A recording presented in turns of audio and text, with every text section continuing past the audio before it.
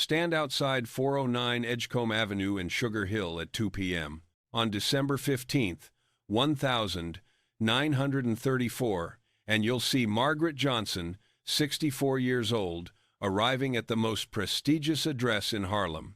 The same Margaret Johnson who 29 years ago lived in a shack in Charleston, South Carolina, with 9 people and 320 square feet.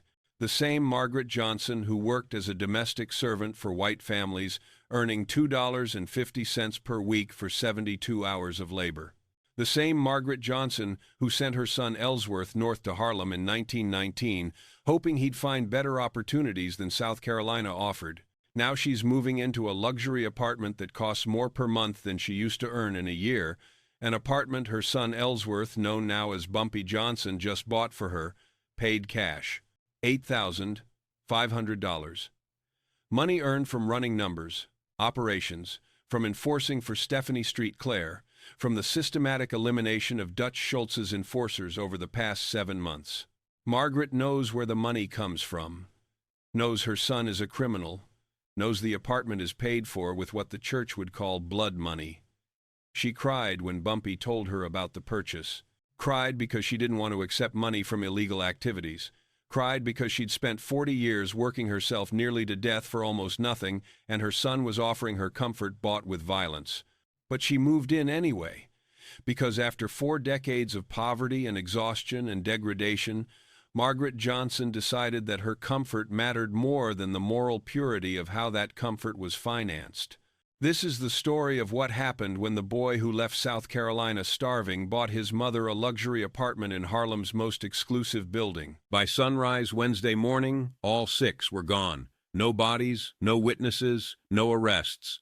Just 6 empty chairs at breakfast tables in the Bronx and Queens, 6 frantic wives making phone calls to police precincts that had no answers, and one very clear message delivered to Dutch Schultz and every other white mobster trying to muscle into Harlem: disrespect has consequences.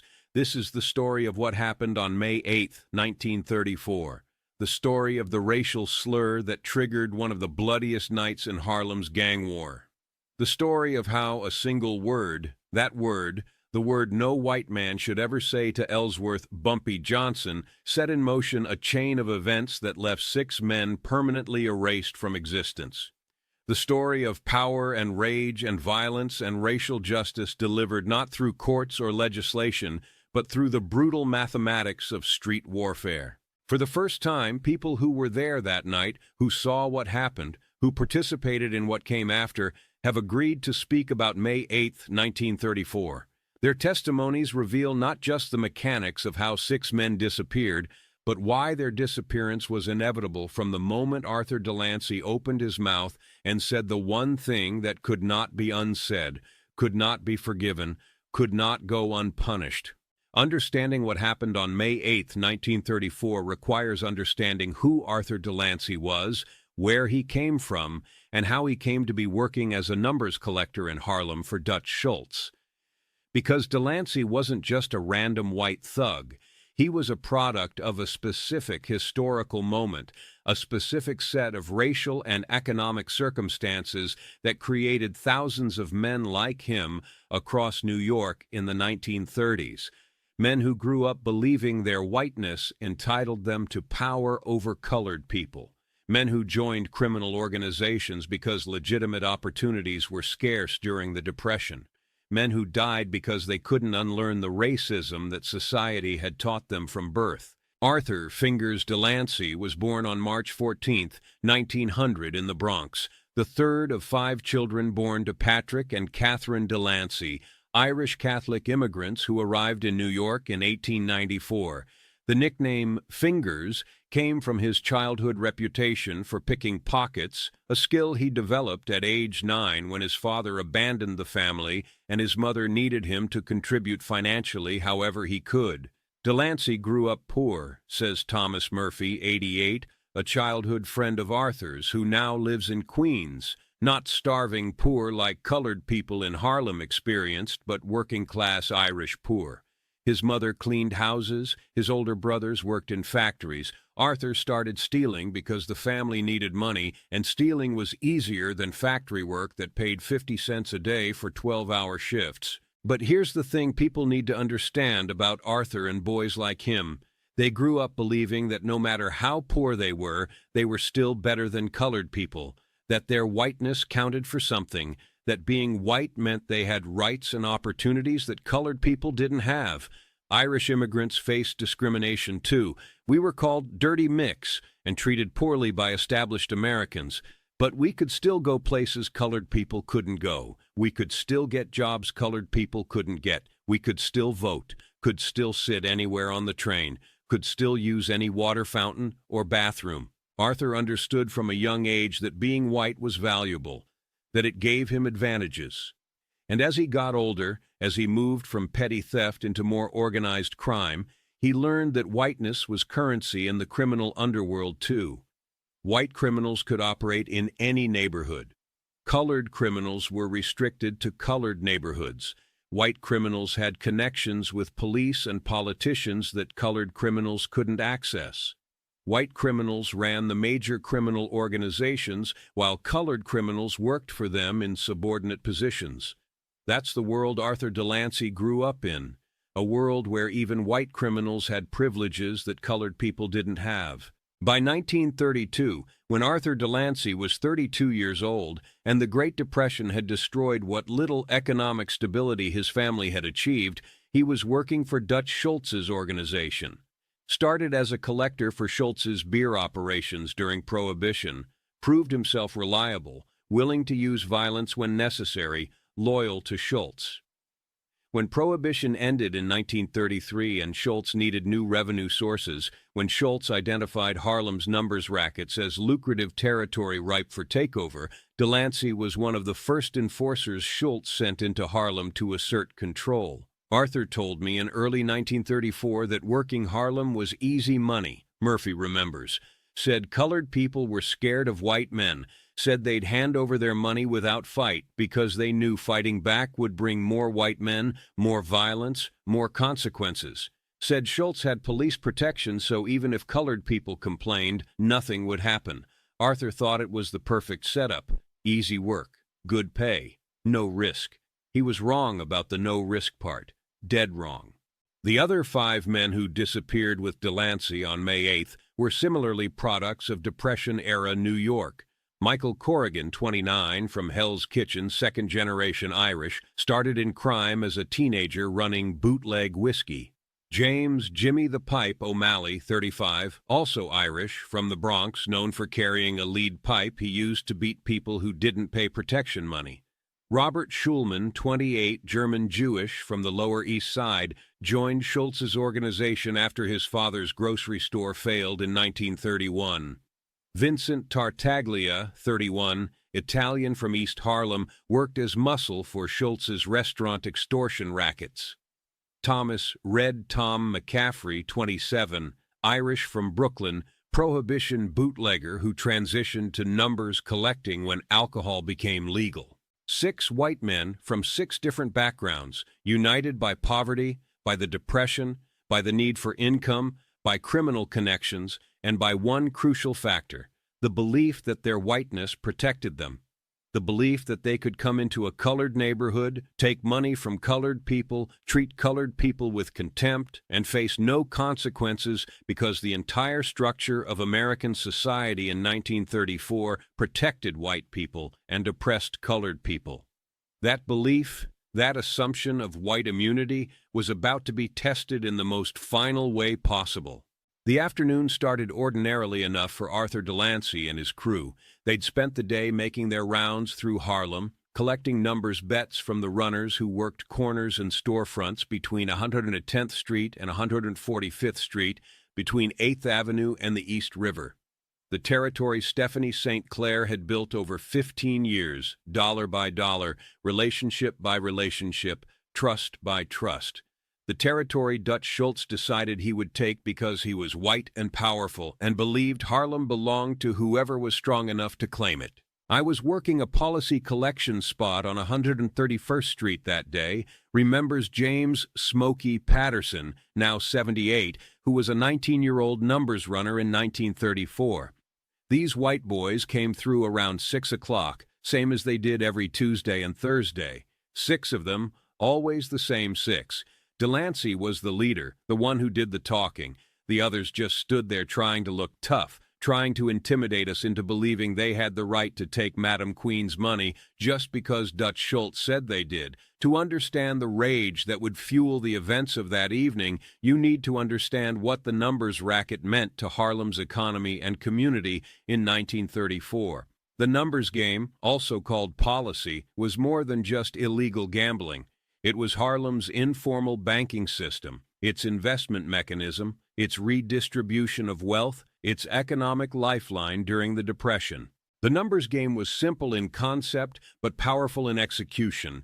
Every day, runners like Patterson would collect bets, usually a penny, a nickel, a dime, from Harlem residents who'd pick 3 numbers. The winning numbers were determined by published data from racetracks, completely random and impossible to fix. If your numbers hit, you'd win at odds of 600 to 1. Bet a nickel, win $30. Bet a quarter, win $150. For poor people in Harlem earning maybe $10 or $15 a week, that kind of payout could change lives, could pay rent for 2 months, could buy clothes for children, could cover medical bills. But the numbers game meant more than just the possibility of winning, explains Dr. Vivian Chase, 71, a historian who's written extensively about Harlem's informal economy in the 1930s. It meant jobs, hundreds of jobs, thousands of jobs. Numbers runners earned a percentage of what they collected. Collection spots provided employment. Bankers, the people who actually ran the operations and paid out winners, made good livings. The entire structure employed more Harlem residents than any legitimate business in the neighborhood. And crucially, the money stayed in Harlem. The bankers reinvested in the community. They loaned money to black entrepreneurs who couldn't get bank loans. They funded churches and community organizations. They helped families in crisis. Casper Holstein, one of the early numbers kings, sent dozens of Harlem kids to college with scholarships funded by his numbers profits. Stephanie St. Clair was known for being generous with community members who needed help. The numbers racket was Black Harlem's way of building wealth in a system that denied black people access to conventional wealth-building mechanisms. Banks wouldn't lend to colored people. Legitimate businesses wouldn't hire colored people for professional positions. The numbers racket was how working-class black people invested their pennies and how successful black criminals became philanthropists and community leaders. When Dutch Schultz moved into Harlem in early 1934, he wasn't just stealing money. He was destroying an entire economic ecosystem. He was extracting wealth from the black community and transferring it to white mobsters. He was eliminating jobs. He was breaking the cycle of community reinvestment that made the numbers racket valuable beyond just its gambling function. We handed over the collection bags like we'd been doing for 3 months, Patterson continues. Ever since Schultz started muscling into Harlem in February, we had to give up 60% of everything we collected. 60% to white mobsters who'd never set foot in Harlem until they decided our money was theirs for the taking. 60% that used to pay runners' salaries, that used to fund community projects, that used to stay in Harlem and help Harlem people. Now it was going to the Bronx, going to white criminals who had no connection to Harlem except exploitation. It made us sick, but what could we do? Schultz had police protection. He had political connections. He had hundreds of enforcers. Madame Queen told us to cooperate, to stay alive, to wait because she was planning something. She had Bumpy Johnson working on something. Stephanie Queenie St. Clair was unlike any other crime boss in New York's history. Born in Martinique in 1886 or 1887, records conflict, she'd arrived in Harlem in 1912 as a teenage immigrant with no money, no connections, and no formal education. But she had intelligence, ambition, fearlessness, and a talent for understanding systems and exploiting their weaknesses. By 1922, Madam Queen had saved $10,000, a fortune for a colored woman in that era, and invested it all in starting her own numbers bank. Within 3 years, she controlled a substantial portion of Harlem's numbers racket. By 1930, she was one of the wealthiest black women in America, earning hundreds of thousands of dollars per year from gambling operations. But Madame Queen wasn't just a criminal, explains Shirley Clark, 79, whose mother worked as one of St. Clair's runners in the 1920s. She was a community leader. She was political. She spoke out against police corruption, against politicians who ignored Harlem's needs, against the racism that kept colored people subordinated. She took out full-page advertisements in the Amsterdam News denouncing corrupt cops and crooked judges. She testified before government commissions about police payoffs. My mother used to say that Madame Queen was proof that colored women could be just as powerful as white men if society would let them. She ran a multi-million-dollar operation. She employed hundreds of people. She made white politicians nervous because she couldn't be controlled or intimidated. She was brilliant and sophisticated and absolutely fearless. When Dutch Schultz decided to take over Harlem's numbers rackets in early 1934, he was picking a fight with someone who wouldn't back down, who couldn't back down because backing down meant losing everything she'd built, meant surrendering not just money but dignity, independence, proof that colored people could succeed despite white supremacy trying to keep them subordinated. Schultz came at her systematically. He used violence against runners who wouldn't cooperate, had them beaten, had collection spots firebombed, had competing bankers kidnapped. Casper Holstein was snatched off the street in 1928, held for ransom, returned broken and terrified. Schultz used political connections to have Madame Queen harassed by police, arrested on flimsy charges, tied up in legal proceedings. He corrupted some of her employees, convinced them to switch sides, to work for white mobsters who paid better because they didn't have to worry about reinvesting in the community. By spring 1934, Schultz controlled perhaps 40% of Harlem's numbers racket. He was winning, and he was emboldened by his success to become more aggressive, more disrespectful, more openly contemptuous of the colored people whose businesses he was stealing. But that Tuesday, something was different.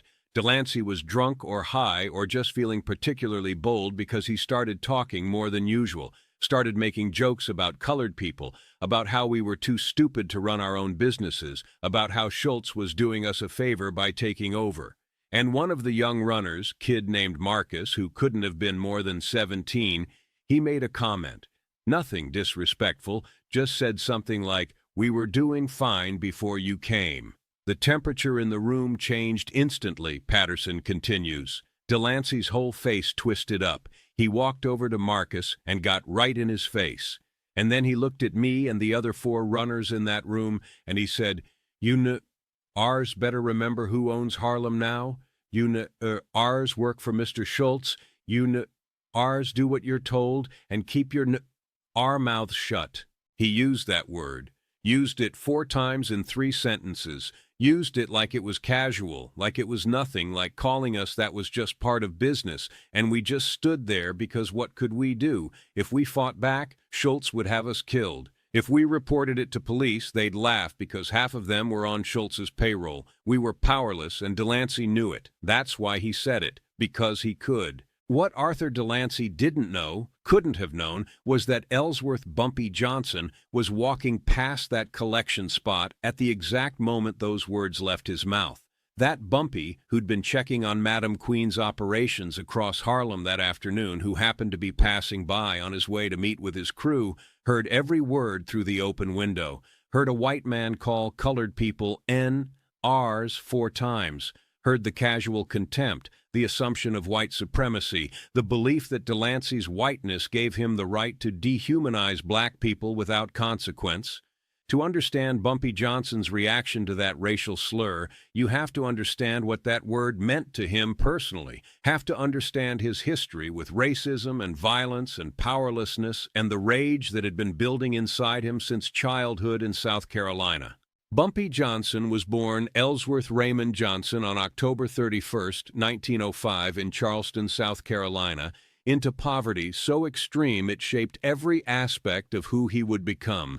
His family was desperately poor. His father earned 60 cents a day as a dock worker when he could get work. His mother worked as a domestic servant for white families, earning $2.50 per week for 72 hours of labor. When Bumpy was 10 years old, his older brother Willie was accused of killing a white man. Accused, not proven. The accusation alone was enough to bring lynch mobs to their door.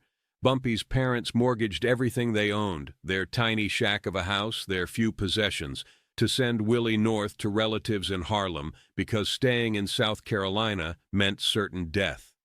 A colored boy accused of killing a white man wouldn't get a trial, wouldn't get due process, would get a rope and a tree and a mob. Bumpy witnessed all of that, witnessed the terror in his parents' eyes, witnessed his brother fleeing in the night, witnessed his family destroyed financially to save one son's life, and Bumpy learned a fundamental lesson about America in 1915. Colored lives didn't matter. Colored people had no rights that white people were bound to respect. Colored people could be killed with impunity, and the killers would face no consequences. When Bumpy arrived in Harlem in 1919, he was 14 years old and burning with rage at the injustices he'd experienced, explains Theodore Lawrence, 73, a historian who studied Bumpy's early life extensively. He'd watched his parents humiliated daily by white employers who treated them as less than human. He'd watched his brother nearly lynched. He'd experienced hunger because his parents' labor was compensated at rates that made feeding a family impossible. He'd been called that word, N-R, more times than he could count by white people who used it casually, confidently, as though colored people weren't even human enough to deserve respectful language. All of that trauma, all of that rage, all of that powerlessness, Bumpy carried it with him to Harlem, and instead of breaking him, it fueled him. It motivated him to never be powerless again, to accumulate enough power that no white person could degrade him without facing consequences. When Bumpy started working for Stephanie St. Clair in the early 1930s, he wasn't just an employee, he was her most trusted lieutenant, her enforcer, her strategic mind. St. Clair recognized that Bumpy had something most street criminals lacked: intelligence combined with absolute ruthlessness, the ability to plan carefully and execute violently, the discipline to wait for the right moment instead of acting impulsively. Bumpy was different from other gangsters I'd met, St. Clair told an interviewer in 1965, 3 years before Bumpy's death. Most criminals were reactive. They'd respond to problems with immediate violence. Bumpy was strategic. He'd study situations. He'd plan. He'd wait for exactly the right moment to act so that his violence would have maximum impact. And he had this rage in him, this controlled, focused rage at white supremacy, at racism, at the entire system that treated colored people as inferior. Most people who experience that kind of rage either explode destructively or get crushed by it. Bumpy channeled it, used it as fuel. Every time a white person disrespected him or disrespected colored people generally, he'd file it away, remember it. And when the opportunity came, he'd deliver consequences. I saw Bumpy stop on the sidewalk, says Fast Willie Rollins, 76, who was Bumpy's driver and bodyguard in 1934, saw his whole body go rigid, saw his jaw clench, saw his hands curl into fists. I'd seen Bumpy angry before. He'd been angry most of his life about the injustices colored people faced, but this was different. This was cold rage, controlled rage. The kind of rage that doesn't explode immediately, but burns slow and plans carefully and executes perfectly. We'd been walking together, me and Bumpy, checking on collection spots across Harlem. It was part of our routine. Bumpy would visit different locations, make sure the runners were safe, make sure Schultz's men weren't causing more trouble than they already were, make sure Madame Queen's remaining operations were functioning properly despite the pressure from the white mob.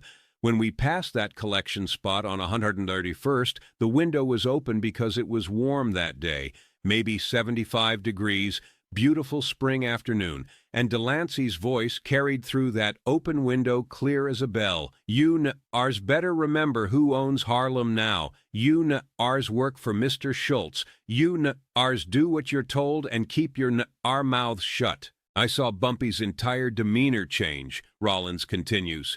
It was like watching a machine switch on. He didn't yell, didn't charge into that collection spot, didn't do anything that would alert Delancey and his crew that they'd been overheard. He just stood there for maybe 10 seconds, listening, and I could see him thinking, could see him planning, could see him making calculations about what had to happen next. Then he turned to me and said, and I'll never forget these exact words. He said, "Those white boys just bought themselves tickets to hell. Follow them when they leave. Don't let them see you, but find out where they're going. I'll be at the warehouse on 142nd. Come tell me their location. We got work to do tonight." The calmness in his voice was terrifying, because I knew what work meant.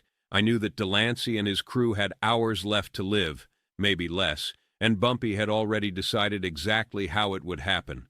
The thing about that particular racial slur, that word, is it represented everything Bumpy Johnson had dedicated his adult life to fighting against, Lawrence explains.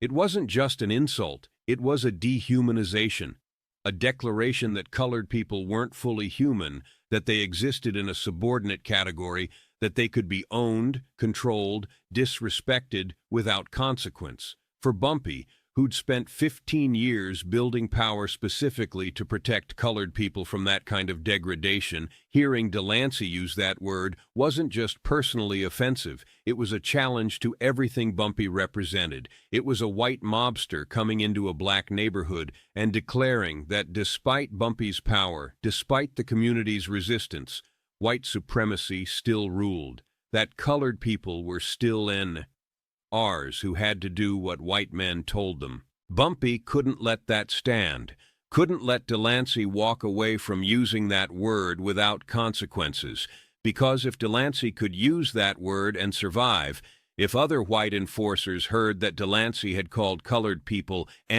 ours to their faces and faced no punishment, then Bumpy's power meant nothing. Then Harlem's resistance meant nothing. Then colored people were still powerless despite everything Bumpy and Madam Queen had built. So Delancey had to die, had to disappear, had to serve as an example so extreme that every other white mobster in New York would understand, you don't use that word in Harlem, you don't disrespect colored people in Bumpy Johnson's territory, you don't assume your whiteness will protect you, because it won't. Bumpy didn't go into that collection spot, didn't confront Delancey right then. He just stood on that sidewalk for maybe 10 seconds listening. Then he turned to me and said, "Follow those white boys when they leave. Don't let them see you, but find out where they're going. I'll be at the warehouse on 142nd. Come tell me their location." Then Bumpy walked away, calm as could be, but I knew. Everybody who knew Bumpy knew. Those white boys were dead men. They just didn't know it yet. The decision to make Arthur Delancey and his crew disappear wasn't impulsive, wasn't heat-of-the-moment violence, wasn't even primarily about that specific racial slur, though that was the trigger. The decision was strategic, calculated, part of a larger plan Bumpy Johnson and Stephanie St. Clair had been developing for weeks. A plan to demonstrate that white mobsters weren't invincible in Harlem, that colored people could fight back. That disrespect would be met with consequences so severe they'd make every other white enforcer think twice before setting foot in Harlem again. The warehouse on 142nd Street where Bumpy assembled his crew was owned through a shell company by Stephanie St. Clair. It was 3 stories, brick construction, with loading docks in the back that opened onto an alley providing discreet access. The ground floor was nominally a legitimate storage facility for furniture. The second floor contained offices that Madam Queen used for managing her numbers operations. The third floor was where Bumpy conducted business that required privacy. That's where Bumpy and I went after following Delancey's crew to the saloon on 138th, Rollins remembers. By the time we got there, Bumpy had already made phone calls, already assembled his core team, already started planning the specifics of what would happen that night. Madame Queen and Bumpy had been planning a response to Schultz's takeover since March, explains Robert Bobby Light Henderson, 79, who was part of Bumpy's crew in the 1930s. "We couldn't take on Schultz directly. He had too many men, too much money, too much police protection. but we could pick off his enforcers, make them scared to come to Harlem, make it cost more to hold Harlem than it was worth to Schultz. Guerrilla warfare, we called it. Hit and run, strike when they're vulnerable, disappear before they can retaliate, make them paranoid, make them scared. But we were waiting for the right moment, the right justification, something that would make the whole community understand why we had to do what we were about to do. Something that would make it clear this wasn't just criminals fighting criminals, but colored people defending themselves against white supremacy.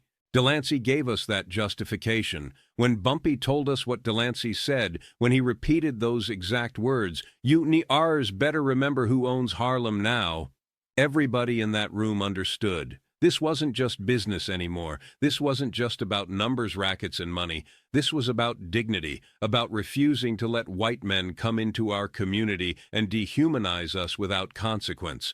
This was about drawing a line and saying no further. This was about proving that colored people in Harlem in 1934 would not tolerate being called NRs by white mobsters who thought their whiteness made them untouchable. The 9 men Bumpy assembled that night were carefully chosen.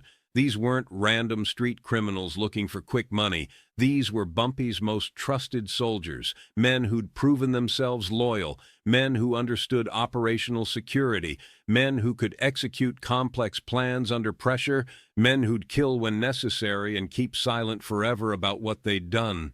There was Robert "Bobby Light" Henderson, 29 in 1934, who got his nickname because he was so pale-skinned he could sometimes pass for white when useful. There was Willie "Fast Willie" Rollins, Bumpy's driver and closest friend since childhood in Charleston. There was Patterson James, the oldest at 37, who'd worked as a butcher before turning to crime and knew exactly how to efficiently dispose of bodies. There was Marcus, quiet Marcus Williams, who never spoke unless necessary, but could kill silently with his hands. There was Samuel "Sam the Barber" Richardson, who ran a legitimate barbershop on Lenox Avenue as cover for his real work as one of Bumpy's enforcers. There was Jerome "Little J" Washington, the youngest at 23, small in stature but vicious in temperament. There was David "Two-Gun" Hamilton, named for his preference for carrying matched pistols. There was Raymond "the Scholar" Thompson, who'd attended 2 years of college before the Depression forced him into crime and who served as Bumpy's strategic planner. And there was the 9th member, whose name has been lost to history because he died in 1937 during a separate gang conflict and whose identity the surviving members refused to reveal out of respect for his family. Every one of those men had personal reasons to hate Dutch Schultz and what he represented, Henderson explains. Bobby Light's sister had been assaulted by one of Schultz's enforcers. Fast Willie's cousin had been beaten nearly to death for refusing to cooperate with the mob takeover. Patterson James had watched his father's small grocery store driven into bankruptcy by Schultz's protection racket. Quiet Marcus's mother had been humiliated by white police officers working for Schultz. Sam the Barber had been forced to pay tribute to white mobsters to keep his legitimate business operating. We weren't just criminals. We were colored men living in a system designed to oppress us, and Schultz represented everything we hated about that system. He was white, he was powerful, he was protected by corrupt police and politicians. He thought he could come into our neighborhood and take what he wanted because society had taught him that white men always won and colored people always lost. We were about to teach him different. At 7:15 p.m., approximately 28 minutes after Arthur Delancey called Marcus a N.R., Bumpy Johnson assembled 9 men in a warehouse on 142nd Street. These weren't random street criminals. These were Bumpy's most trusted soldiers, men who'd proven themselves loyal, men who understood what was about to happen and why it had to happen, and who were willing to risk their lives to make it happen. Fast Willie had tracked Delancey's crew to a saloon on 138th Street where they'd stopped for drinks before heading back to the Bronx. 6 white men in a Harlem saloon at sunset, celebrating another day of taking money from colored people, completely unaware that their survival was now measured in minutes, not hours. The saloon itself was one of the few establishments in Harlem that still served white customers without question. Most Harlem speakeasies and restaurants had become increasingly unwelcoming to white faces as racial tensions escalated through the early 1930s. But this particular saloon, owned by a colored man named Jacob Waters, who'd served in World War I alongside white soldiers and maintained complicated feelings about race relations, still operated as neutral territory where anyone's money was good. Waters is dead now, died in 1952, but his son, Jacob Waters Jr., 69, remembers his father's account of that evening. "My father said those 6 white men came in around 7 o'clock, ordered whiskey, sat at a back table talking loud and laughing, said they were celebrating something, making jokes. Said one of them, my father later learned it was Delancey, kept using that word, the N-word, saying it casual, like it was nothing, like the colored staff serving them weren't even human enough to be offended. My father was conflicted because on one hand, money was money and he needed the business. Depression was hard on everybody and those white boys were spending freely. But on the other hand, they were disrespecting his staff, disrespecting his customers, disrespecting colored people generally, and my father knew Bumpy Johnson, knew that if Bumpy heard about white men coming into a Harlem saloon and openly using racial slurs, there'd be consequences. My father almost asked them to leave, almost told them their money wasn't worth the trouble they'd bring, but before he could make that decision, they'd finished their drinks and left. Walked out into the spring evening, still laughing, still celebrating, completely unaware they had maybe 20 minutes left to live. Bumpy laid out the plan with the precision of a military operation, Henderson remembers. He'd spent hours thinking about this, about how to make people disappear without leaving evidence, without creating bodies that could be traced back to us. He'd studied how it worked, how to do it cleanly, how to do it permanently. The room on the 3rd floor of the warehouse had a large table in the center. Bumpy stood at the head of that table with a map of Harlem spread out in front of him. He'd marked the saloon where Delancey's crew was drinking, marked the route they'd most likely take back to their cars, marked 3 different locations where we could intercept them, marked secondary locations where we could take them to finish what needed finishing, marked disposal sites outside Harlem where the bodies would never be found. He'd thought of everything, every detail, every contingency, every possible complication. We'd split into 3 teams of 3, Bumpy explained. First team, me, Fast Willie, and Patterson James, would take Delancey and Corrigan when they left the saloon. Second team, Quiet Marcus, Sam the Barber, and Little J, would get O'Malley and Schulman.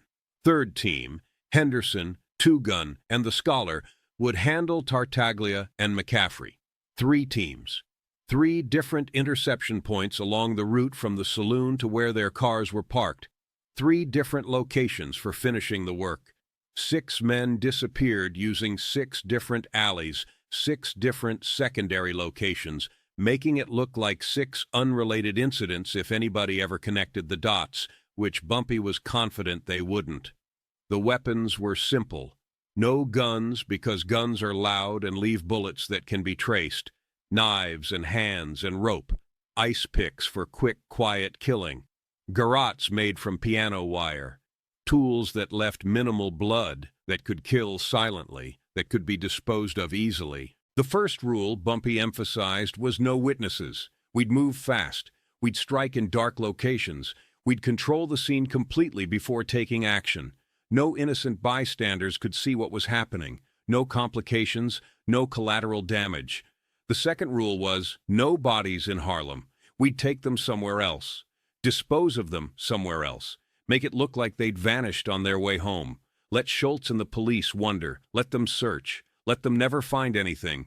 The third rule was timing. We had to move simultaneously or near simultaneously. If one team struck and the others didn't, the surviving targets would be alerted. They'd run. They'd call for backup. The whole operation would fall apart. So we'd position ourselves at 3 different interception points. We'd wait. And when Delancey's crew split up, Bumpy was confident they would split up because they always split up, traveling in pairs rather than all 6 together. We'd strike within minutes of each other. Bumpy was very specific about one thing, Henderson continues. He said, before you finish this, each of those men needs to know why this is happening.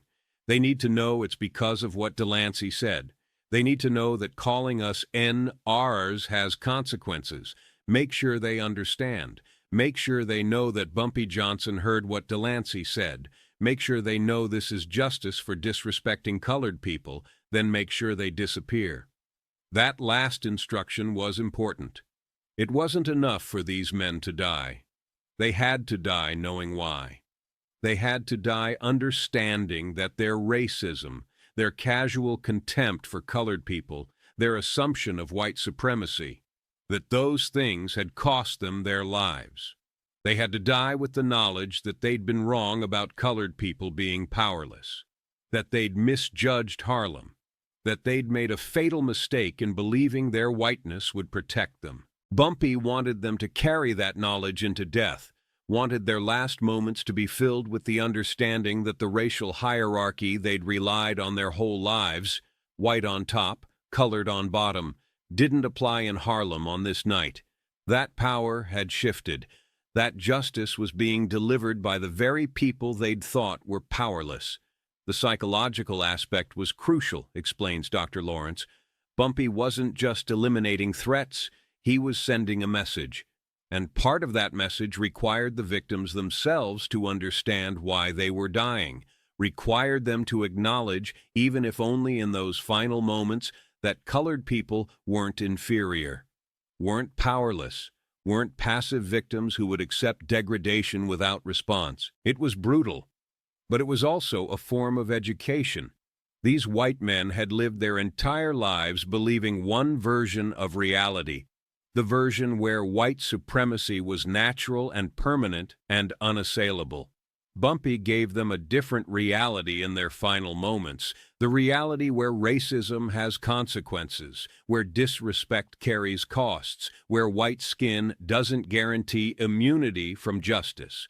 That was the plan. That was what Bumpy laid out to those 9 men in the warehouse on 142nd Street. And every man in that room understood the stakes, understood the risks, understood what success would mean for Harlem and what failure would mean for them personally. And every man in that room committed, agreed to do what needed doing, agreed to carry that secret for the rest of their lives. Because this wasn't murder for profit. This wasn't gang warfare over territory. This was resistance. This was colored people saying we've had enough. This was justice delivered outside the legal system because the legal system existed to protect white supremacy, not to protect colored people from white supremacy's violence. At 8:47 p.m., as dusk settled over Harlem and the May evening turned from warm to cool, Arthur Delancey and Michael Corrigan left the saloon and started walking toward Lenox Avenue where they'd parked their car. They were laughing. Delancey was still making jokes about colored people, about how easy it was to intimidate them, about how much money Schultz was making off Harlem's numbers rackets. They made it approximately 2.5 blocks before they encountered Bumpy Johnson's justice. They never made it to their car. 3 men materialized out of the gathering darkness, appeared so suddenly that Delancey and Corrigan didn't have time to react, didn't have time to reach for the weapons they carried, didn't have time to scream. One moment they were walking alone on an empty stretch of sidewalk between streetlights.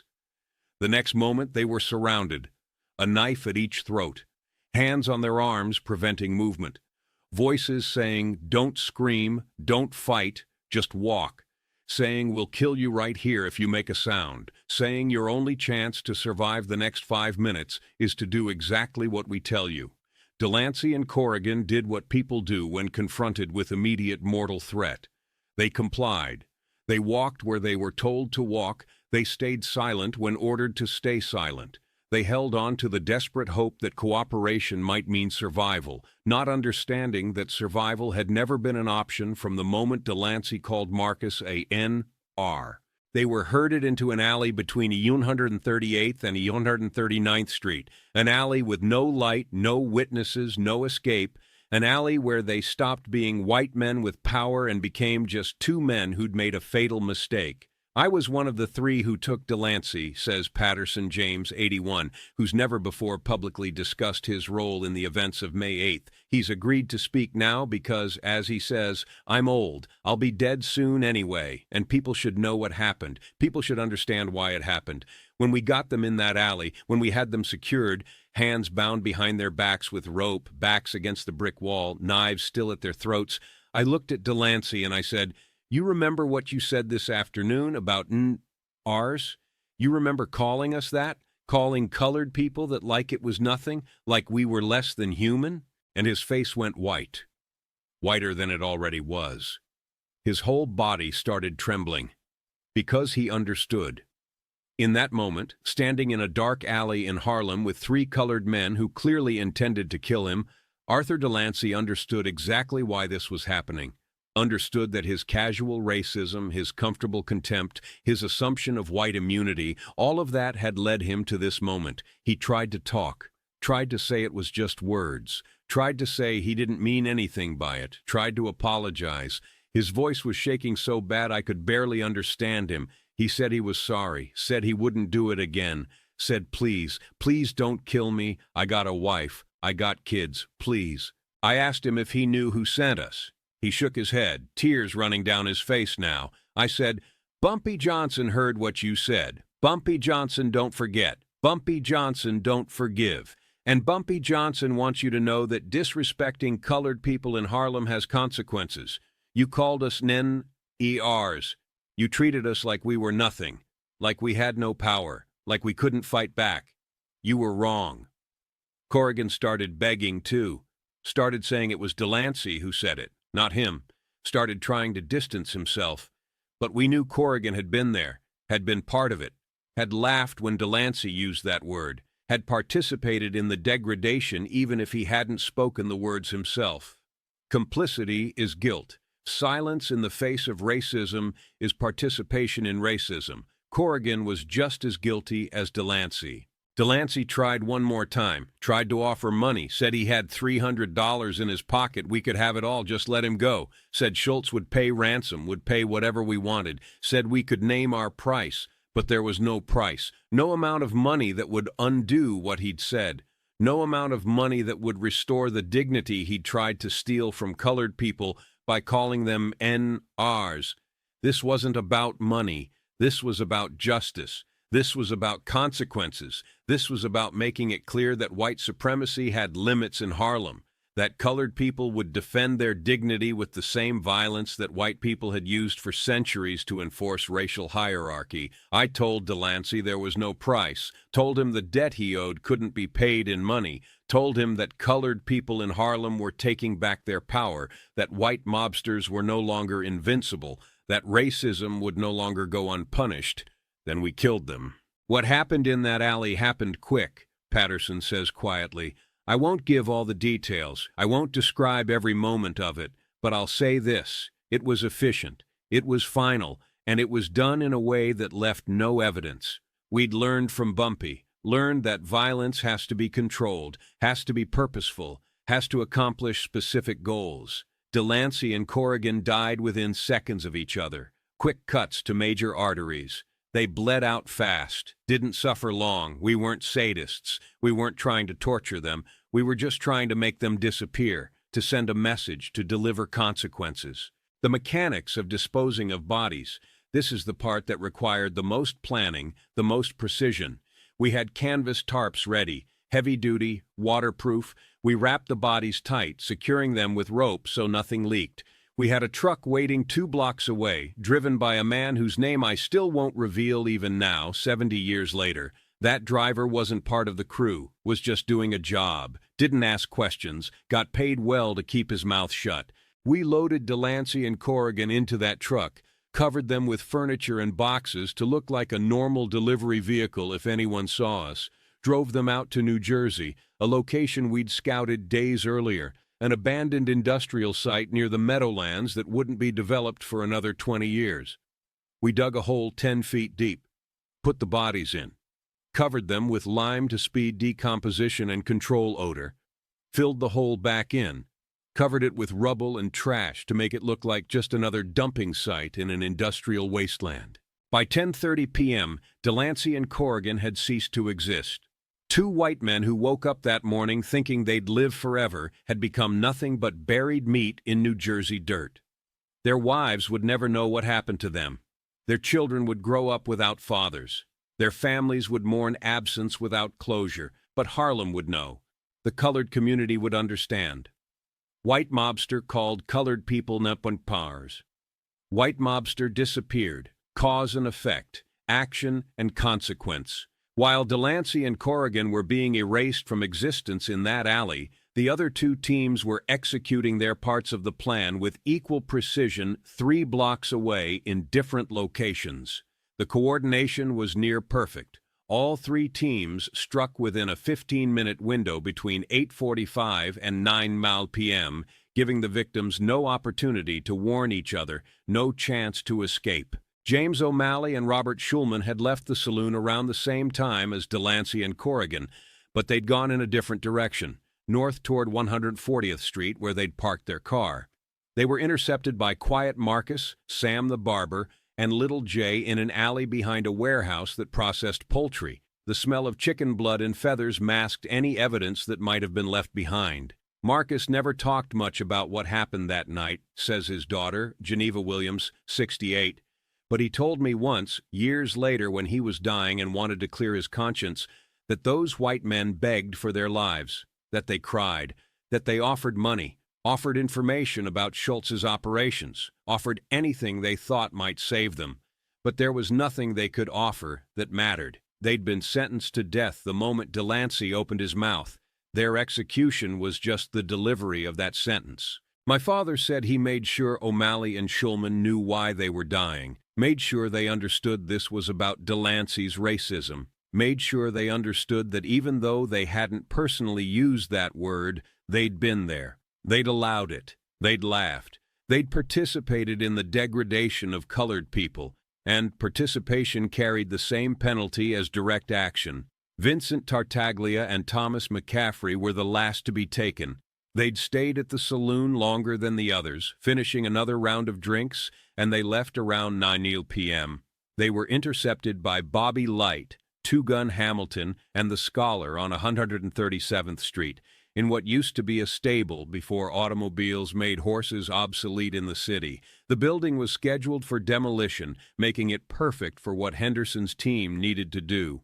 Henderson has been more willing than the others to discuss details, perhaps because he's always been the most philosophical about what happened that night. Tartaglia was maybe the worst of the six, Henderson says.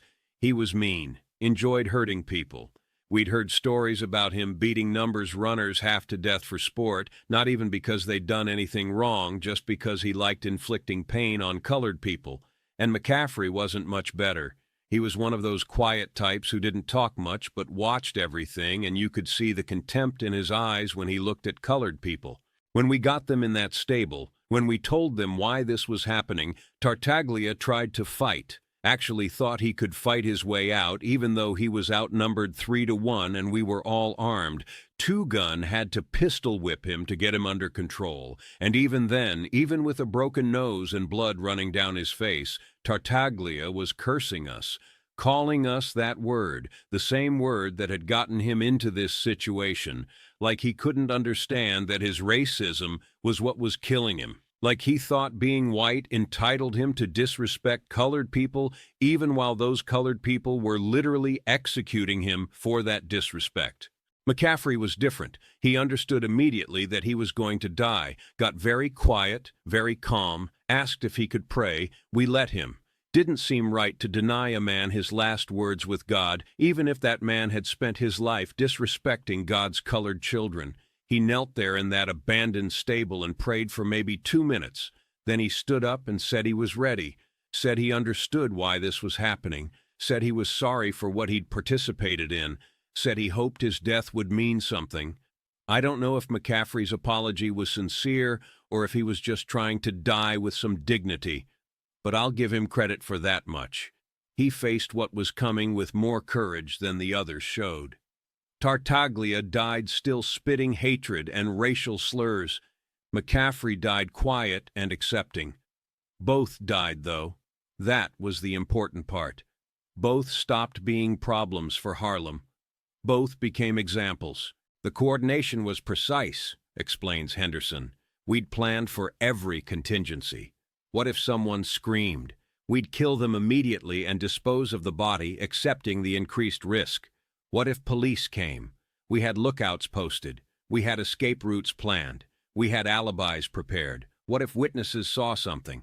We'd chosen locations specifically because they had no witnesses, but if someone did see something, we had plans for dealing with that too.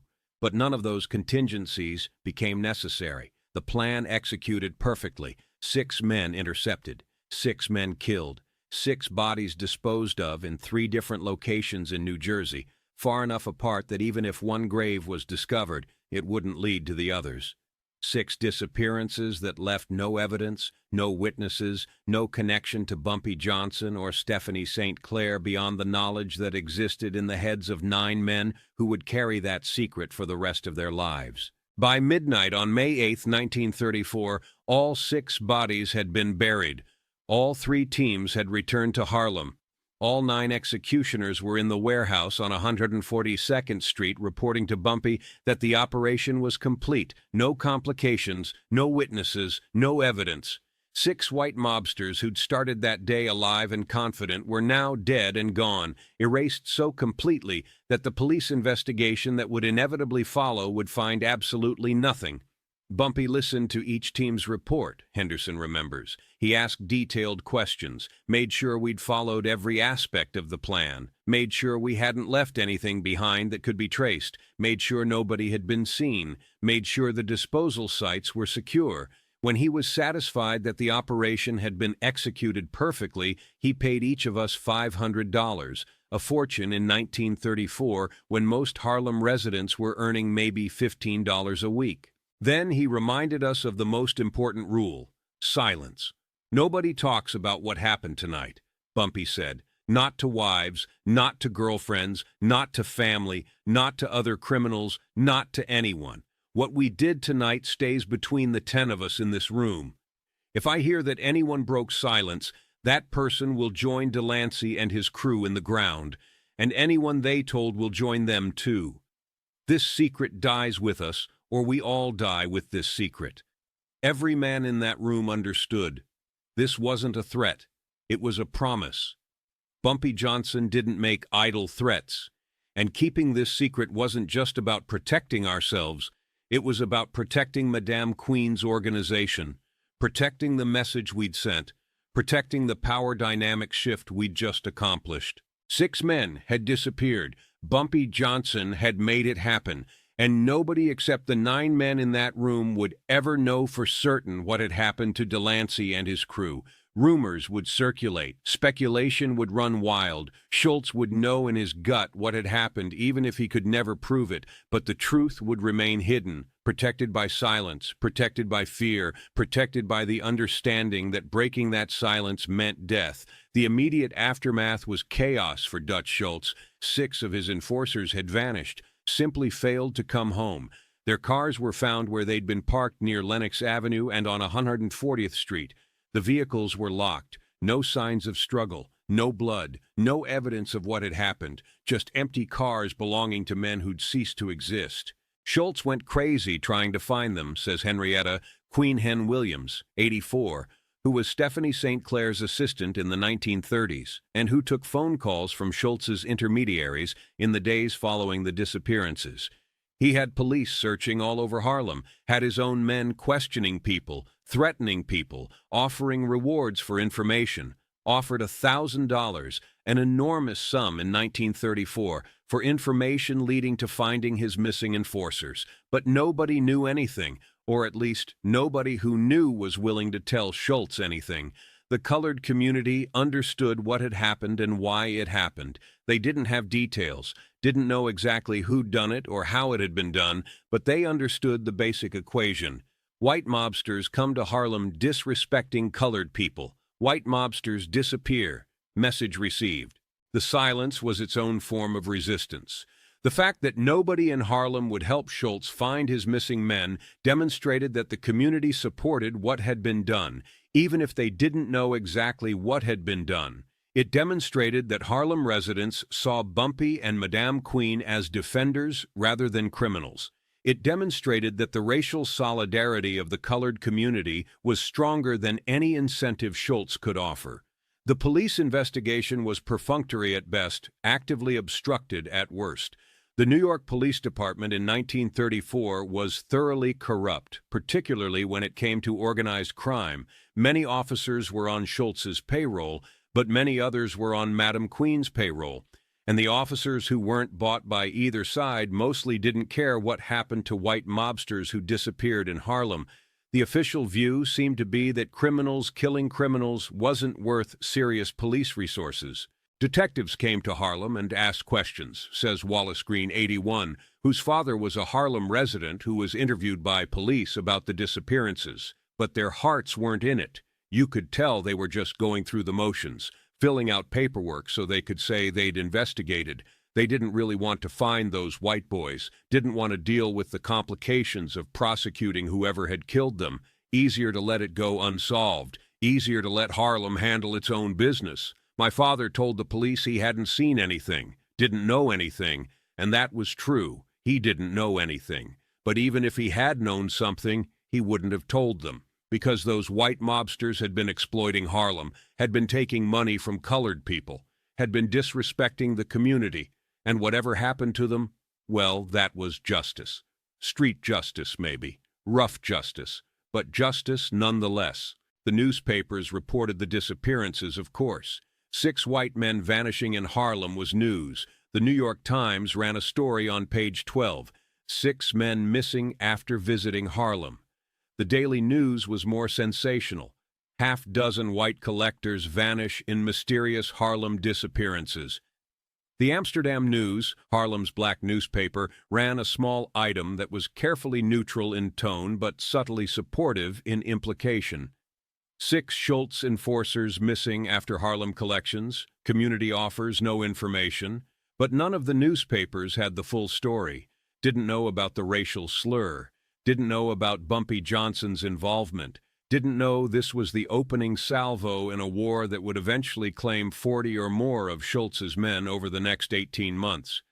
The press treated it as a mystery, as an unsolved crime, as evidence that Harlem was dangerous for white people, which was, in a way, exactly the message Bumpy wanted to send. Madame Queen was pleased, Williams remembers, more than pleased. She was triumphant, because this proved what she'd been saying all along, that we weren't powerless, that we could fight back, that white mobsters weren't invincible just because they had police and politicians on their payroll. She sent word to Bumpy that night, I was the one who delivered the message, that the operation had been a success, not just tactically but strategically, that the disappearance of 6 white enforcers would send ripples through Schultz's organization and through the broader New York criminal underworld, that this would change how white mobsters thought about Harlem, that this was the beginning of taking back what Schultz had stolen. And she was right.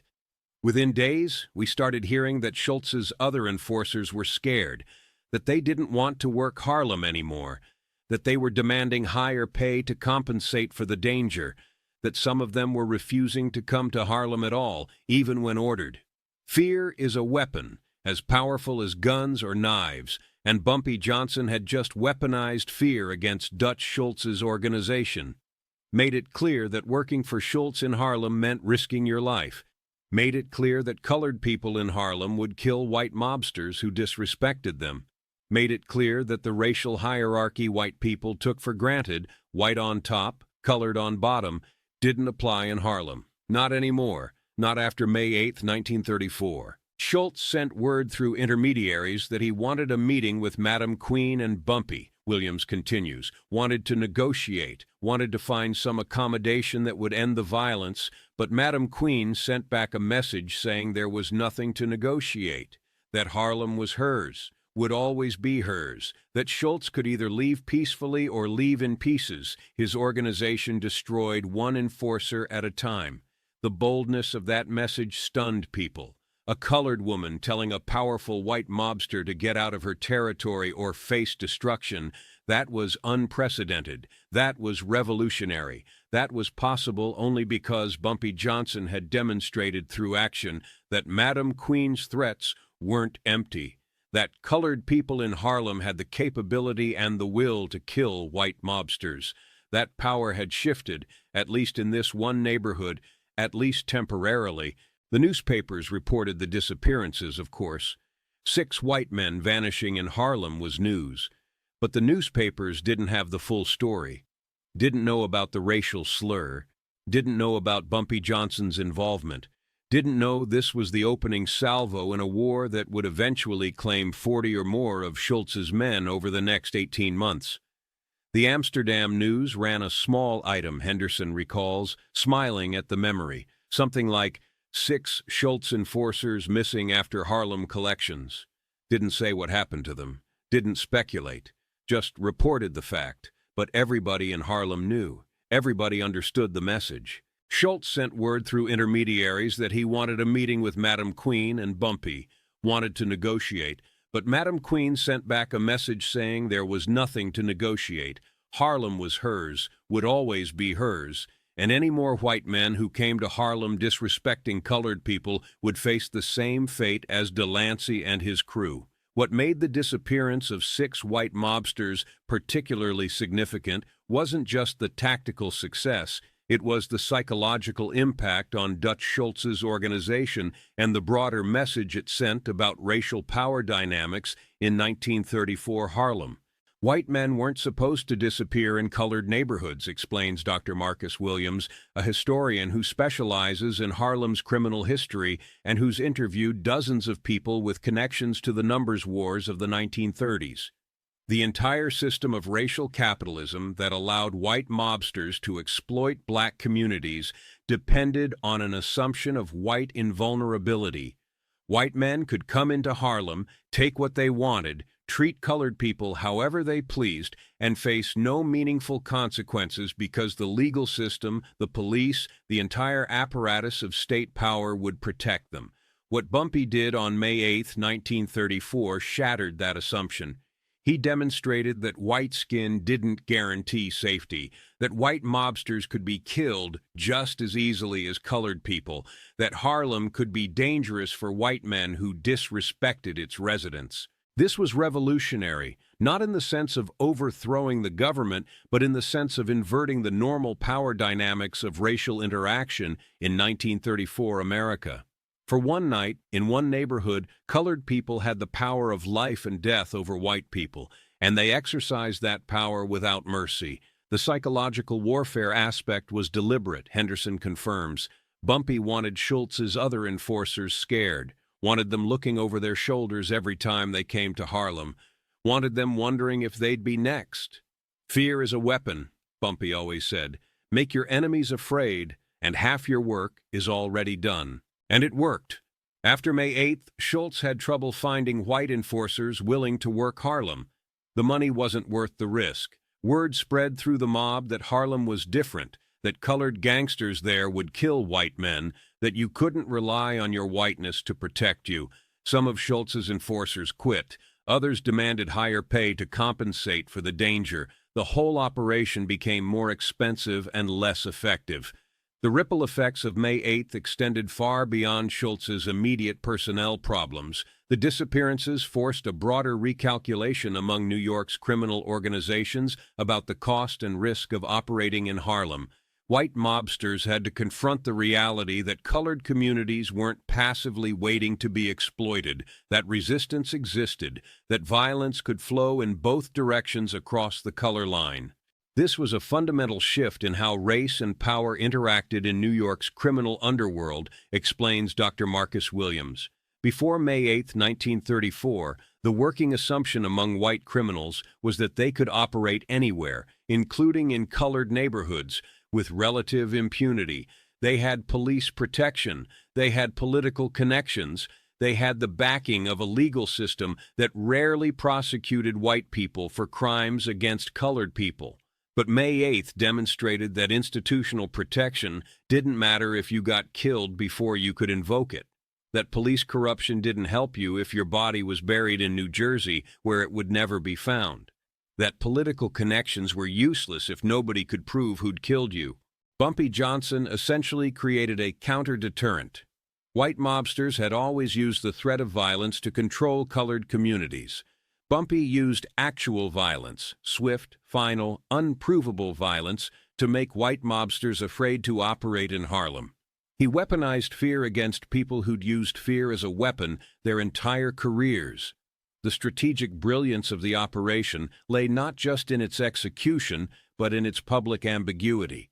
Nobody could prove what had happened to Delancey and his crew. The police investigation went nowhere. The newspapers speculated but had no facts. Schultz suspected but couldn't confirm. The families mourned but had no closure. But the colored community in Harlem knew. Not the details, necessarily, not the specifics of how it was done or who exactly was involved, but they knew the fundamental equation. White mobsters disrespected colored people. White mobsters disappeared. Bumpy Johnson was involved somehow, and that knowledge, that understanding that justice had been delivered even if the mechanisms of that delivery remained mysterious, strengthened Bumpy's position in the community. People started looking at Bumpy different after May 8th, says Dolores Martin, 75, whose grandfather was a numbers runner in Harlem during the 1930s and who grew up hearing stories about that era. Before, he was known as Madame Queen's enforcer, respected but feared. After May 8th, he was something more. He was a defender, a protector, the man who'd proven that colored people in Harlem weren't powerless victims, the man who'd made white mobsters afraid. My grandfather used to talk about how the whole atmosphere in Harlem changed after those white boys disappeared. There was this sense of pride, this feeling that we'd fought back and won, that we demonstrated we wouldn't be pushed around forever, that our community had teeth. It wasn't that everybody supported violence. My grandfather was a religious man who believed in turning the other cheek. But even he understood that sometimes, when peaceful resistance fails, when the legal system offers no recourse, when oppression becomes intolerable, violence becomes the only language power understands. He didn't celebrate what Bumpy did, but he understood why it had to be done. The families of the 6 missing men never got closure, never learned what happened to their husbands and brothers and sons.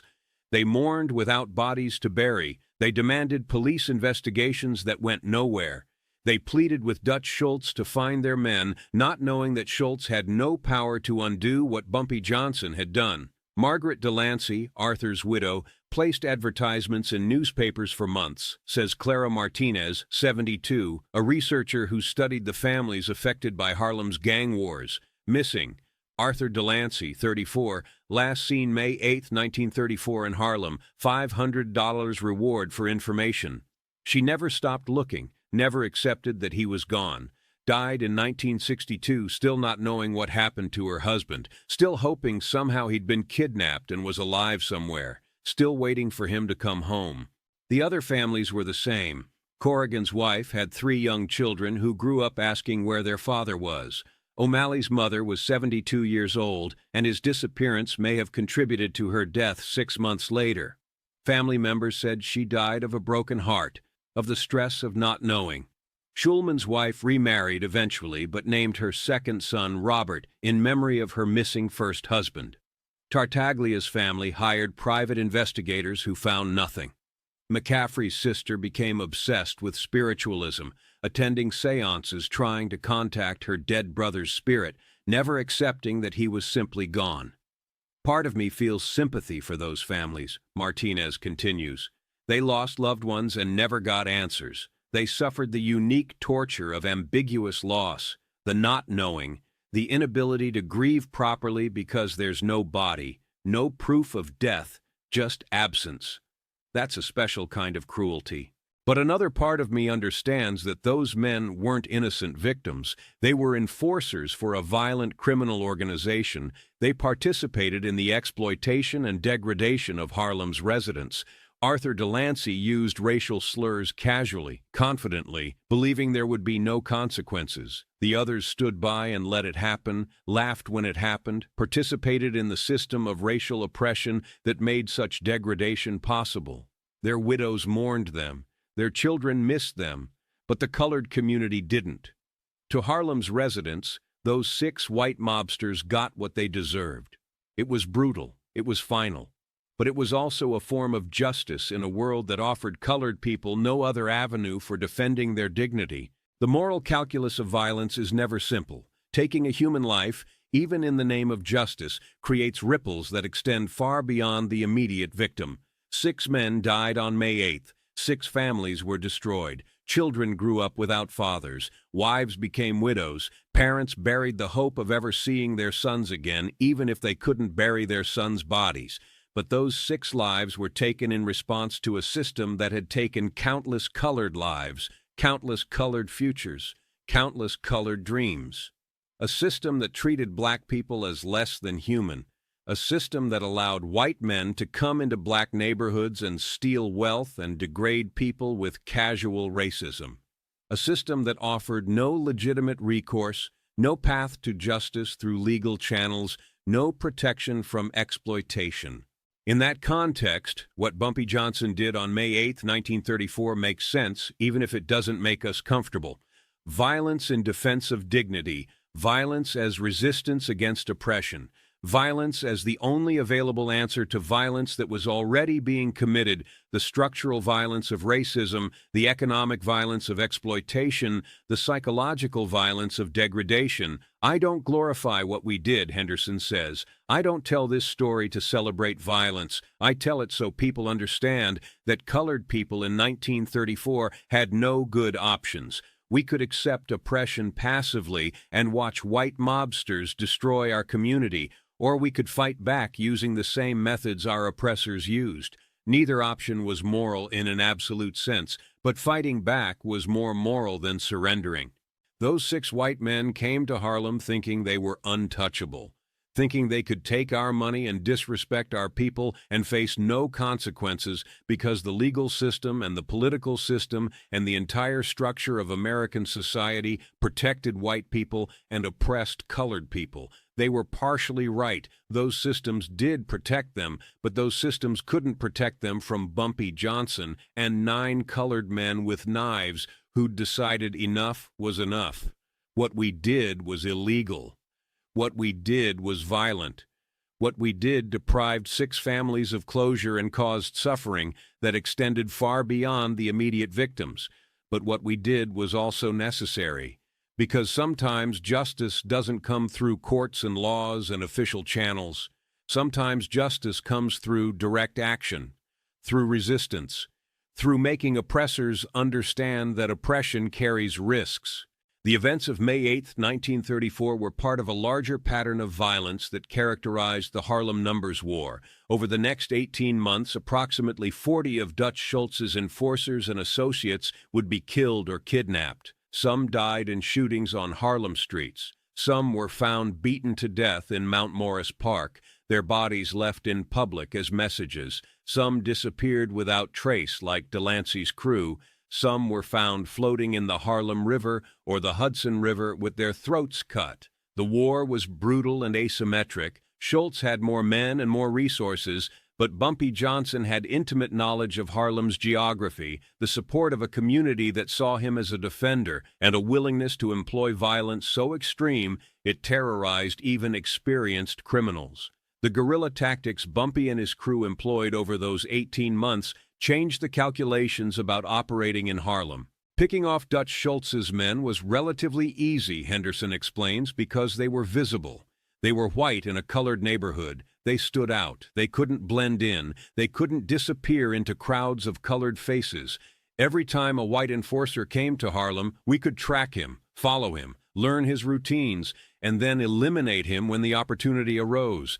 We varied our methods so the police couldn't identify a pattern.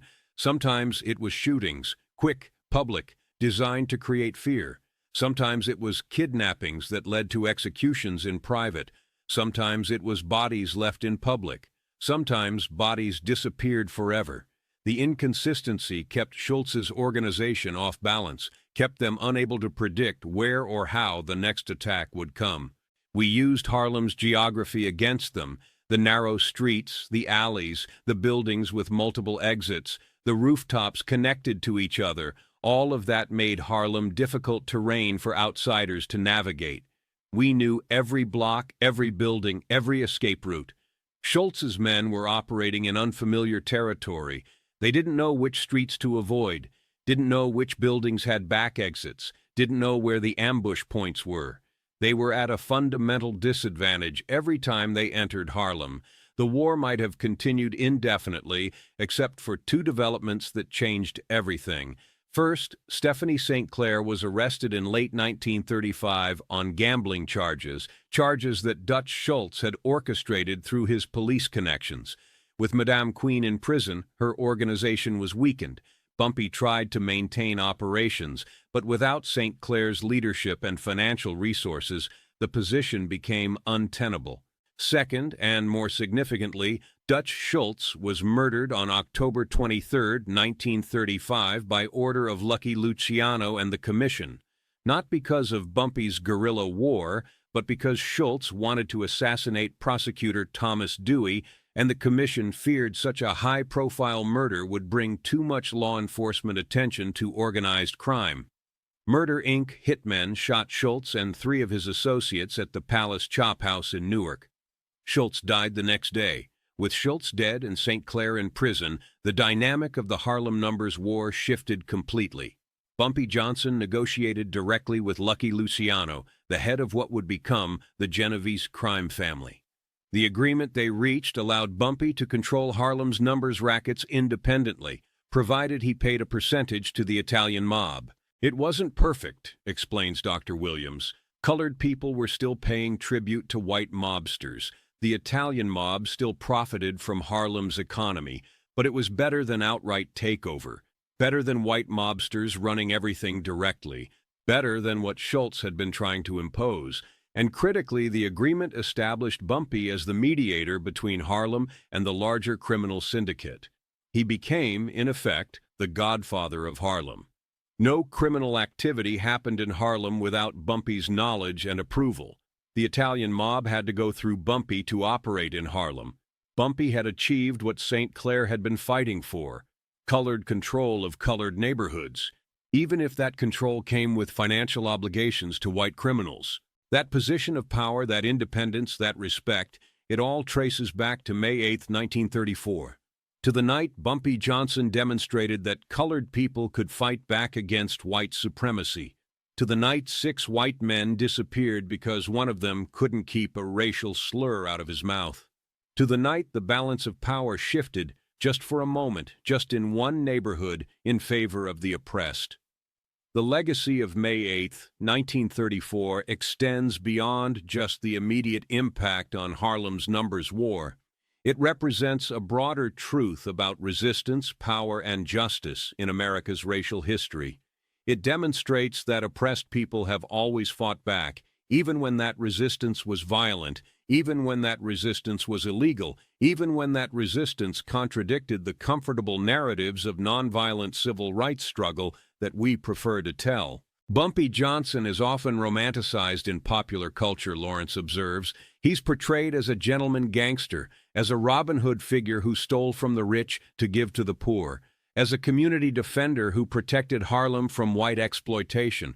There's truth in those portrayals, but they elide the violence. They sanitize the brutality. They make Bumpy's resistance palatable by ignoring how that resistance was actually accomplished. The reality is that Bumpy Johnson was a criminal who killed people, killed a lot of people. The reality is that on May 8, 1934, he ordered the execution of 6 men who were then hunted, caught, and buried in unmarked graves. The reality is that justice for colored people in 1934 required violence because the legal system offered no other recourse. That's uncomfortable. That challenges our preferences for neat moral categories. That forces us to grapple with the fact that resistance against oppression isn't always righteous and noble and clean. Sometimes it's brutal. Sometimes it involves creating victims. Sometimes the price of dignity is measured in lives taken. But understanding that discomfort, sitting with that moral ambiguity, is necessary if we're going to honestly reckon with America's racial history. The sanitized versions of history that focus only on peaceful protest and legal victories miss half the story. They miss the violence that oppressed people committed in response to the violence committed against them. They miss the anger and rage and desperate resistance that characterized how colored people actually fought back against white supremacy. May 8, 1934 is part of that hidden history, part of the story we don't tell because it makes us uncomfortable. But it's true. It happened. 6 white men disappeared. Bumpy Johnson made it happen, and the colored community in Harlem understood it as a form of justice, even if that justice came through methods that violated every legal and moral standard of civilized society. Today, 90 years after the events of May 8, 1934, the warehouse on 142nd Street where Bumpy planned the operation is an apartment building. The alley where Delancey and Corrigan met their end has been filled in, converted to a small parking lot. The saloon on 138th Street closed decades ago. The stable where Tartaglia and McCaffrey were killed was demolished in 1947. Mount Morris Park, where so many of Schultz's enforcers were found dead during the Numbers War, is now Marcus Garvey Park, a green space where children play and families picnic, unknowing of the blood that once soaked into its soil. The graves in New Jersey, if they still exist, if they haven't been disturbed by construction or development over 9 decades, remain unmarked and undiscovered. Arthur Delancey, Michael Corrigan, James O'Malley, Robert Schulman, Vincent Tartaglia, and Thomas McCaffrey are still officially listed as missing persons in NYPD files. Their cases remain technically open, though nobody has actively investigated them in 70 years. Their families died without answers. Their grandchildren probably don't even know the story of their missing grandfathers. The men who participated in the events of May 8th are nearly all gone now. Bumpy Johnson died in 1968 at age 62, suffering a heart attack while eating dinner at Wells Restaurant in Harlem. Stephanie St. Clair died in 1969 at age 82. Patterson James died in 2019 at age 90. Fast Willie Rollins died in 2023 at age 95. Most of the others passed between 1990 and 2020, carrying their secrets to graves as unmarked as the ones they dug in New Jersey in 1934. Robert Henderson, now 94 and living in a nursing home in Newark, is the last surviving member of Bumpy's crew from that night. He agreed to share his memories for this story because, as he says, history should be told truthfully, even when that truth is ugly. He's promised to reveal the location of the burial sites after his death, though he refuses to disclose them while alive for fear of implicating anyone who might still face legal consequences. "I never felt guilty about what we did," Patterson said before he died in 2019. "I know that sounds cold. I know those men had families who mourned them, but I can't feel guilty for defending our community against people who were exploiting us, who were degrading us, who thought their whiteness gave them the right to call us NRs without consequence. What we did was violent. What we did was illegal. What we did violated moral principles that society claims to hold sacred. But what we did was also necessary, because sometimes justice doesn't come through courts and laws and official channels that exist to protect oppressors from the oppressed. Sometimes justice comes through direct action, through resistance, through making oppressors understand personally, individually, fatally, that oppression carries risks. Those 6 white men came to Harlem thinking they were untouchable, thinking they could take our money and disrespect our people and face no consequences. They were wrong, and every other white mobster who thought about moving into Harlem after May 8th had to reconsider whether the money was worth the risk. That's what we accomplished that night. We reclaimed our dignity. We defended our community. We demonstrated that colored people in Harlem weren't powerless victims waiting to be saved by white liberals or crushed by white supremacy. We were fighters. We were killers when we had to be, and we would not tolerate disrespect. Henderson is more reflective about the moral dimensions of what happened. "What we did haunts me sometimes," he admits. "Not because I think it was wrong, I still believe it was justified, but because of what it says about the world we lived in. That colored people in 1934 had no recourse except violence, that the legal system wouldn't protect us, that we had to protect ourselves through the same brutal methods our oppressors used. I wish we'd lived in a world where Bumpy could have gone to the police and reported that Delancey used racial slurs and threatened our workers, and the police would have arrested Delancey and prosecuted him. But that wasn't the world we lived in. The police worked for Schultz. The courts served white supremacy. We had no legitimate avenue for justice, so we took illegitimate justice. We became what we had to become to survive. And yes, 6 men died. 6 families were destroyed. But how many colored people did Schultz's organization brutalize? How many colored families were ruined financially by the mob takeover of our businesses? How many colored people died because they resisted Schultz's takeover before May 8th? Context matters. We weren't the aggressors. We were defenders fighting back against an invading force. The violence we committed was reactive, not proactive.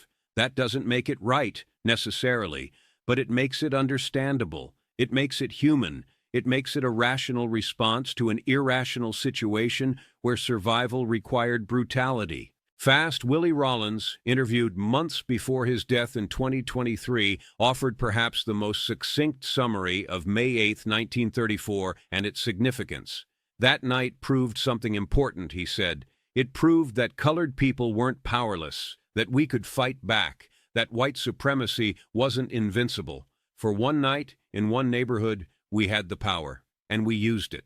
Bumpy Johnson spent the rest of his life building on what we started that night, building an independent criminal organization controlled by colored people, building relationships with the Italian mob that were based on mutual respect rather than subordination, building a reputation as someone who couldn't be pushed around, couldn't be disrespected, couldn't be treated as less than. All of that traces back to May 8th, to 6 white men who disappeared, to a racial slur that triggered consequences, to a moment when Harlem said no more, to Bumpy Johnson hearing that word through an open window and deciding, in that instant, that Arthur Delancey and anyone who'd stood with him while he said it would not see another sunrise. The story of May 8th, 1934 is brutal, violent, morally complicated, but it's true. And truth, even uncomfortable truth, especially uncomfortable truth, deserves to be told, deserves to be remembered, deserves to be understood as part of the hidden history of how oppressed people actually fought back against their oppression. 6 men disappeared that night, but the message they left behind, the message Bumpy Johnson wrote in their absence, lasted for decades, lasted through Bumpy's lifetime, lasted through the evolution of Harlem from a battleground to a community that, while still facing immense challenges, had learned to defend itself, had learned that resistance was possible, had learned that dignity was worth fighting for, even killing for, even dying for.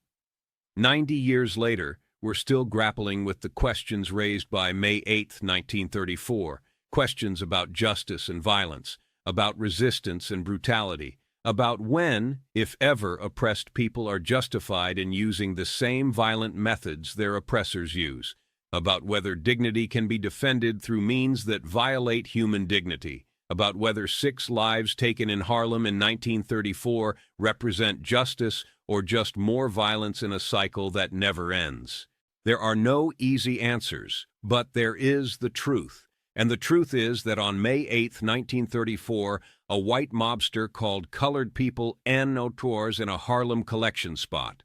Bumpy Johnson heard him, and by midnight that night, 6 white men had been hunted, executed, and buried in unmarked graves in New Jersey, where their bodies remain to this day. That's what happened. That's why it happened. That's the story nobody tells, but everybody who knows Harlem's real history understands. Bumpy Johnson made sure Arthur Delancey paid the ultimate price for a racial slur, made sure those 6 white mobsters learned too late that colored people in Harlem in 1934 weren't passive victims waiting to be degraded, made sure every other white criminal in New York understood that Harlem was different, that Harlem was dangerous for people who disrespected its residents, that Harlem was territory where white supremacy had limits. The families never found the bodies, never got answers, never got closure, but Harlem got respect, and sometimes, in 1934, in a world built on racial oppression and white supremacy,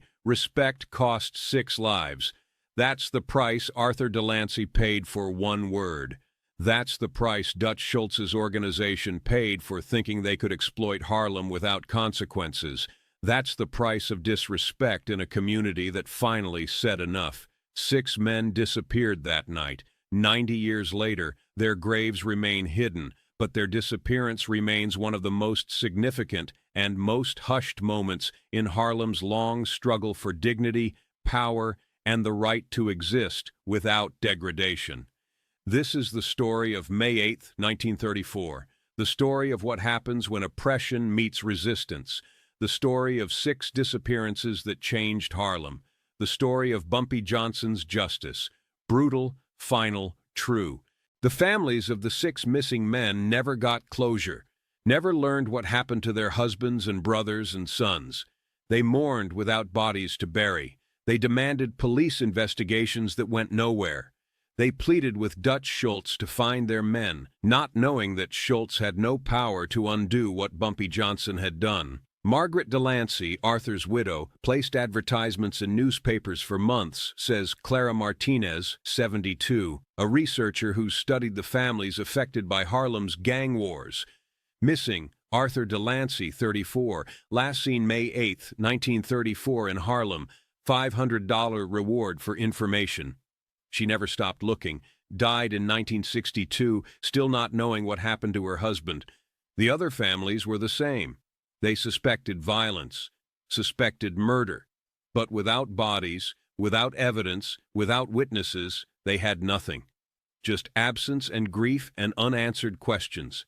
Part of me feels sympathy for those families, Martinez continues. They lost loved ones and never got answers. But another part of me understands that those men weren't innocent victims. They were enforcers for a violent criminal organization. They participated in the exploitation and degradation of Harlem's residents.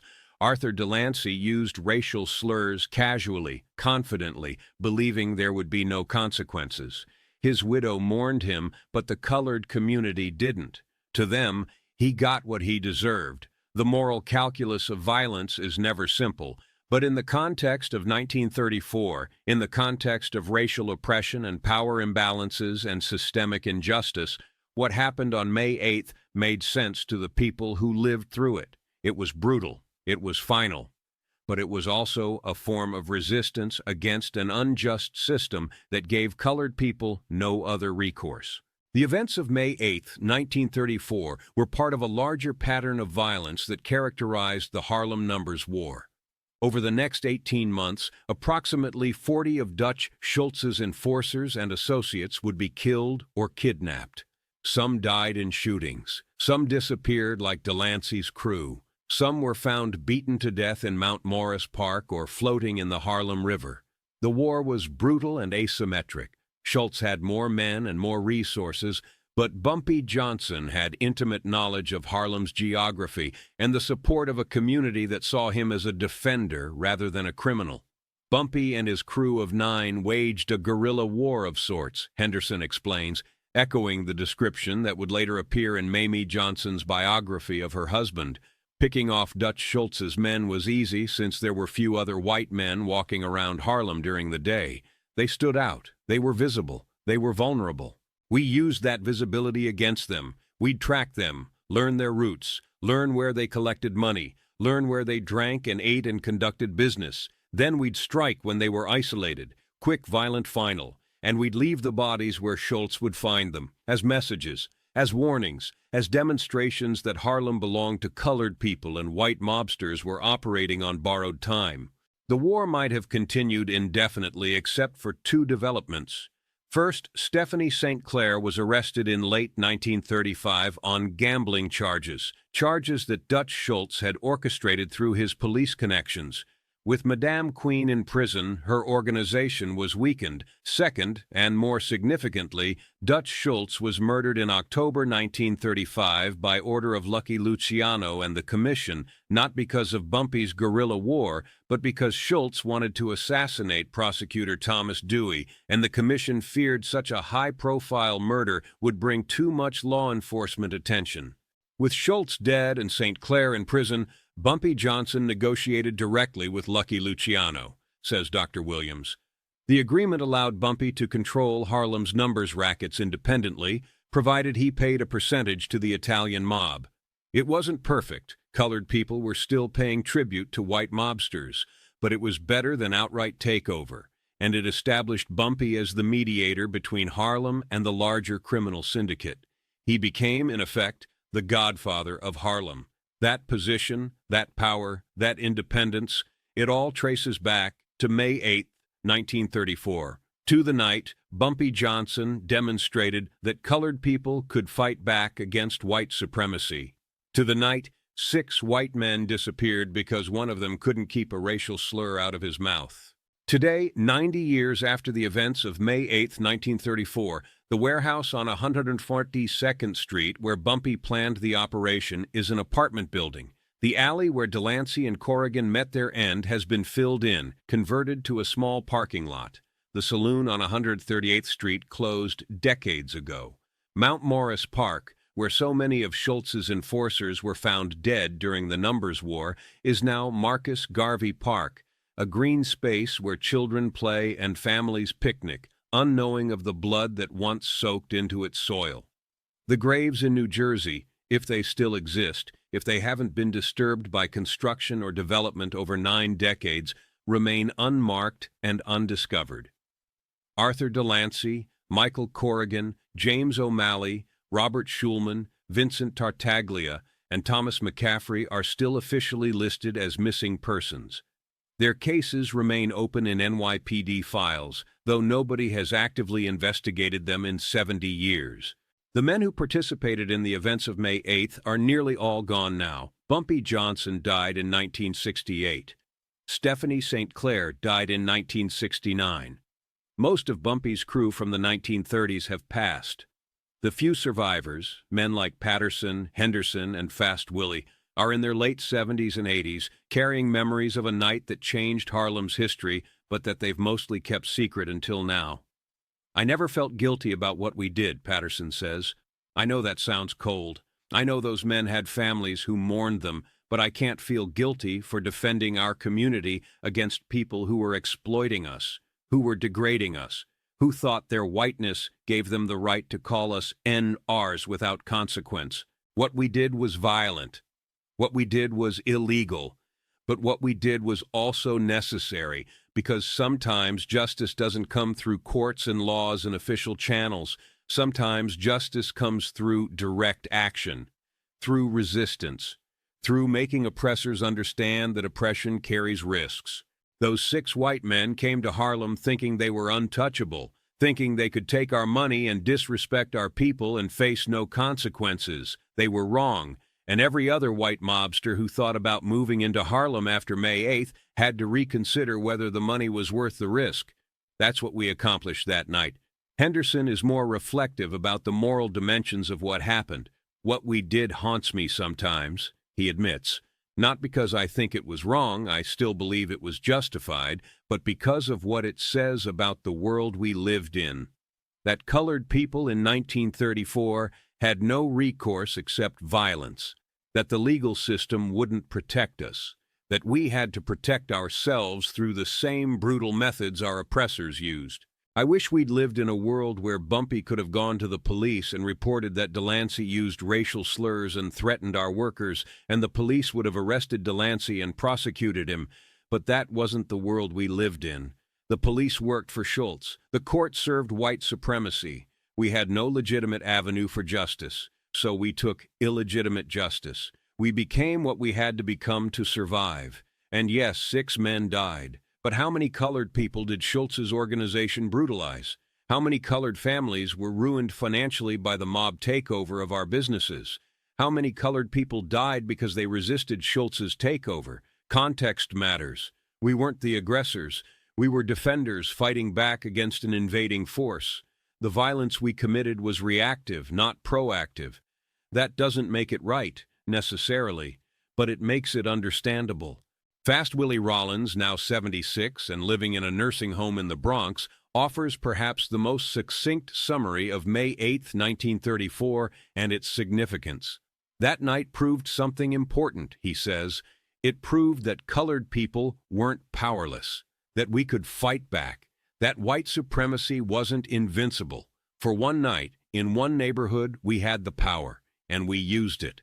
Bumpy Johnson spent the rest of his life building on what we started that night, building an independent criminal organization controlled by colored people, building relationships with the Italian mob that were based on mutual respect rather than subordination, building a reputation as someone who couldn't be pushed around, couldn't be disrespected, couldn't be treated as less than. All of that traces back to May 8th, to 6 white men who disappeared, to a racial slur that triggered consequences, to a moment when Harlem said no more.